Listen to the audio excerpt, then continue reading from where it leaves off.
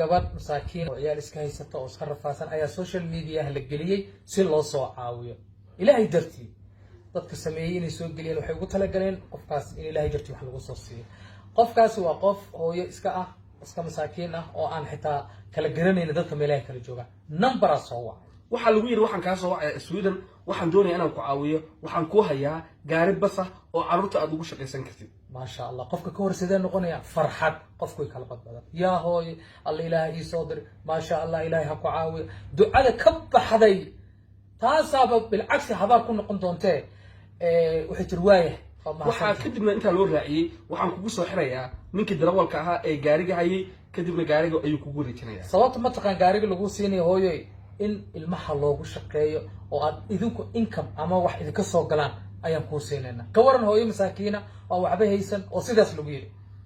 kadib waxaan soo wacay lambar kale wuxuu u sheegay inuu yahay darawalkii gaariga hayay wuxuu yiri waxaan doonayaa inaan soo kaxeeyo gaariga oo aan ku keeno lacag $400 iyo ziyaado ah ayaan doonayaa inaad soo dirtid si aan kugu soo kaxeeyo xagee joogtaa ayaa la yiri marka qofkii noocaas ah yiri oo gaarigan u yaala wuxuu yiri waxaan joogaa Jalalaqsi oo aan gaariga ka soo kaxeynaya gobolka Hiiraan gabadhuna waxay joogtaa Hargeysa marka waxaan doonayaa inaan inta soo dhaafiyo lacag soo bixiyo marka waxaan doonayaa $400 iyo ziyaado inaan soo bixiso ilaahay amarkii gabadhi ma haday garanaysay islaantii way soo wacday waxay tiri hooyo arrintaas ay jirta maadaama sidaas ay tahay waxaan rabaa lacagtaan dirayaa hooyadii marka waxaa jirta marka weekend yabo jiray marka ururin dad ilaahay dartii dad wax u soo baxsaday hooyada numberkeeda lacag ku soo diray oo lacag ilaa $600 adiga qiyaastii sida ay nala tahay telefoonka ku haysatay waxay go'aansatay marka waxay sir lacagtan baskaas lagu keeno ilmaha uga shaqeyso lacagta inay dirto ma haday soo wacay tir hooyo waxaan rabaa numberkan waxaan waa fahmi waa Sweden inuu joogay ayuu Sweden inuu joogaya kaale yaaw kadib wuxuu sameeyay mahad numberkii markuu arkay ogaaday inuu numberkan number local Soomaaliya yahay ayaa sheekadan marka dhex martay qofkii telefoonka hayay iyo mahad waxaan wacay qofkii kadibna waxaan ku iri walaal gaariga aad rabtay inaad keento reerka waxaa horta ugu horeysa in qofka loo sameeyo warqadii mulkiyada ee lahaanshiyaha ku wareej marka mulkiyada in lagu wareegto kadib ma habka soo marinay anaga naqana si marka hawshu u fudaatana gaariga kaxee baldoyn baa ku dhaway gee meel kale hageyn Hargeysa keeni halka gee dad baa jooga ku wareej waxaan doonayaa koox ku inaan run sheegayaan run ma sheegayaan kadib wuxuu ku dhahay kadib wuxuu yiri waxaan doonayaa baldoyn si aan u geeyana $120 keen wili lacag la rabaa ayaa la rabaa waxaan kadibna ku niri markaad baldoyn geysid ayaa lacagta ku siin doonaa si dabar waxaan la sameyn karay macnaha wuxuu arkay marka in lagu fahmay marka arrintaas waa dhac يعني dadban oo dadka masaakiinta ah lagu dhaco si farsamaysan lagu dhaco hooyada lacagta laga ma qaadin laakiin waxa dhacday qiso kale oo dad xanuunsanaya qoys haystay lacagtii laga qaatay waxa dhacday islaana waxay haysatay odageeda xanuunsanaa dhulyaal iska aha tacbaan social media la geliyay la soo caawiyo ilaahay amarkii dadku waxay heli karaan $10 $20 si loo kala loo caawiyo lacagta marka waxay ka arkeen numberkii bal soo wacay هبلاي هبل متاعي ها هوي وميل هبلاي جوبت ها أو قف حنوسن هيست ها واحد جرت وحن هيأدي بدأنا دد عدانا الله شقيسة مركا وحن كأرجنا السوشيال ميديا كأرجنا دبعتي إن هيسته وحرنا جرد إن أقعدنا أدقى حنوسن مركا كورن waxay u aragtay ilaahay ilaahay u soo diray waxay u aragtay wax farxad u yimid kadibna aad ugu farxday bas waxay rooga ma santii diyaaranahay lagama waalin maalin kale ku xigta la soo wacay waxa la yiraahdo hooy dadkii aan nahay ninka qaadiyay diyaar gareen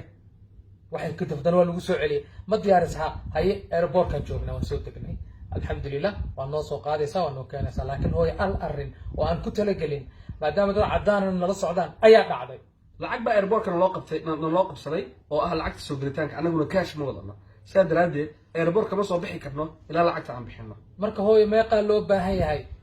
lacag milyan iyo ziyaada oo cash Soomaaliya shilin ah oo u dhiganta adigu $150 $200 ah inta u dhaxaysa bas hooyadii waxay tir haye hooy marka waxay tir lacag soo dira numberkan ku soo dir numberan ku sheegayna isug number anaga dadka ma naqaan numberaa loo soo yeeray marka kadib loo soo sheegay waxa la lacagta ku soo shuba marka meeshaas hooyadii dad irkaale numberkan lacagta ku ta ma taqaan waa loo habeeyay lambarkii lacagta ay soo sheegeen dadka qofka soo sheegeen ayaa loo diray. ayaa lagu shubay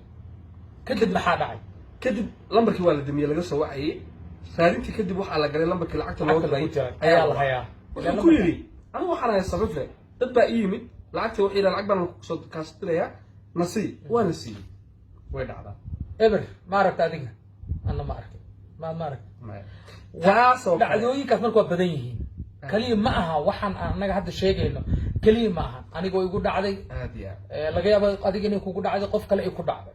adigay kugu dhici kartaa waxaa laga yaabaa adiga in lagugu yidhahdo waxaan haynaa caawimaad la rabo in la gaarsiiyo dad masaakiina gaariga soo qaadi lahaa kiradiisa bixi gaari baa dhexda lagu qabsaday waxyaabahaasaa dadka lagu dhacaa anaa laygu yiri maha jeegaan hayaa lacag ma hayo inta sheekadu way dheer tahay laakiin muhiim waxay ahayd dad bad nin maadaama nin wariya oo la yaqaano oo maxaa tahay waa balaadaas lagu yiri haye waxaan rabnaa dad inaan caawinaadaas u gudbiso gaari teendooyin alaab wax wada waay marka waxaan ku jira xarunta mid ka mid ah UN-kan ku jira ma soo bixi karo maantaan imiday numberka marka wuxuu iga soo wacaya WhatsApp-ka waana number Germany ah ayuu iga soo wacay marka waxaan rabnaa alaabta inaan la wareegto waraan ma taqaanide seel alaab igu dhiibay ganacsada ma ahi ma taqaanid waay su'aashan weyd maya adiga nin wanaagsan wariya dad bada hay waayahay bal horta alaabtaan arko iyo dadka wada waa iska fahamsanahay markii saa leeyihiin ba aniga jaa dhagaha ay taagnan ogahay kadib waxa dhacday wuxuu yiri igu soconiyahow anigu halkaasaan joogaa jeegaan hayaa lacag $200 ayaan hadda u baahanahay imow xaruntii inka imow jeega aan ku dhiibo ka soo saar nin lagu soo wici doonaaye isagana inaan sii habeysida rabaa oo lacagta sii dhiib asaayir ya aniga filimkan adiga hadda aad samaynaysid abti waxaas mar hore ayaa laga soo gudbo hore u soo arkay waxaa kale oo laga yaabaa in lagu ogaado inaad u nugushahay dadka raadiya dhoofka inaad tahay waa lagu soo wacaya waxaa lagu sheegayaa fiisa in lagu hayo kadibna waxaa lagu oranayaa lacag soo saar waxaa laga yaabaa in lagu yidhaahdo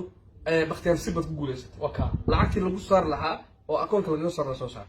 waxaasoo dhan soo duduub qof walbay ku dhici karaan aday kugu dhici karaan adigu haddaad tahay ka sameeya ilaahay ka baqo ilaahay ka cabso war waa la dhimanayaa joog ha samayn waxaan ilaahay dartii u dhaaf adiguna haddaad tahay kan u nugul weligaa qof aadan garanayn oo ku soo wacay ha siin lacag hadduu kulaa waxbaan kuu hayaa waxaa iibi lacagta iga rabtid ka gooso kadibna ii soo dirle sida ugu fudud ama shirkadda soo dhig nambarkeega kusoo qor waxaa kusoo dir markaas aad iyo abtiyaa lagu gaadin please wallahi arrintan waa manaxyaal kale ayaa jiro saa ku shaqaysa si kasta lacag aadan saa ugu dhididin oo aadan shaqaysan abti cid ku siinaysa male waxaa la yidhi hooyadaaba ha hayse heybisay kaa rabtaa يعني ودكاغا بويدا با هيس إنه wax weydiisato أي كلام. أنا لي صاحب يا أحمد صديق فيلم كدوبية تاني يكون ضبي نبغى السلام عليكم